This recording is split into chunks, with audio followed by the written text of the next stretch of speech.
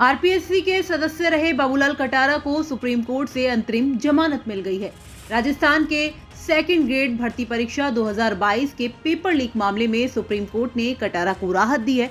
Supreme court ने राज्य सरकार को निर्देश दिया है कि अब तक की जांच, चार्जशीट की स्थिति और ट्रायल की प्रकृति पर 2 सप्ताह में जवाब पेश किया जाए। इस केस की अगली सुनवाई 23 मार्च 2026 रखी गई है, लेकिन कहानी यहीं खत्म नहीं होती। इस अंतरिम जमानत के बावजूद भी बाबूलाल कटारा फिलहाल जेल से बाहर नहीं आ पाएंगे। दरअसल कटारा पर एक नहीं बल्कि दो गंभीर मामले चल रहे हैं। एसआई भर्ती परीक्षा 2021 पेपर लीक केस और प्रवर्तन निदेशालय यानी ईडी का भी मामला उन पर चल रहा है और अब तक इस मामले में उन्हें कोई भी राहत नहीं मिली है। यानी साफ है, सुप्रीम कोर्ट से उन्हें राहत मिली है लेकिन रिहाई नहीं मिली है। ये कहानी दरअसल शुरू होती है दिसंबर 2022 से।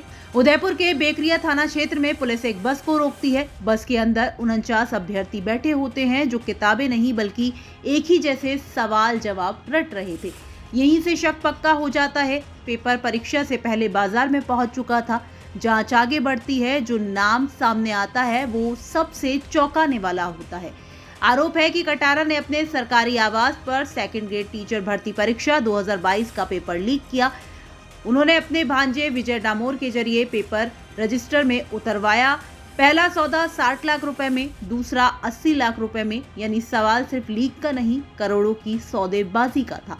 जब एसओजी ने छापा मारा तो कहानी और गहरी हो गई। कटारा के घर से 51 लाख रुपए से ज्यादा नकदी बरामद हुई और इसके अलावा आधा किलो सोना भी वहां से बरामद हुआ और यहीं से इस मामले में ईडी की एंट्री होती है और केस पहुंच जाता है पेपर लीक से आगे सीधे मनी लॉन्ड्री तक।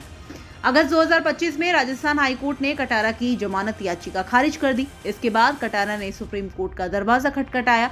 जस्टिस दीपा शंकर दत्ता और जस्टिस सतीश चंद्र शर्मा की बेंच ने सुनवाई करते हुए अंतरिम जमानत मंजूर की, लेकिन साथ ही राज्य सरकार से सख्त जवाब भी मांगा। कटारा के वकील का कहना है कि गिरफ्तारी के समय कोई सीधी बरामदगी नहीं हुई। पूरा केस परिस्थिति जन्य साक्ष्यों पर टिका है।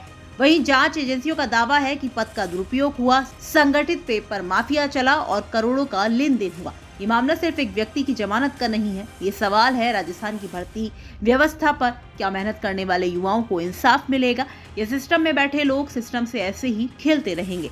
अब सबकी नजर 23 मार्च 2026 पर है। आप इस पूरे मामले को कैसे देखते हैं? कमेंट बॉक्स में हमें अपनी राय लिखकर बता सकते हैं।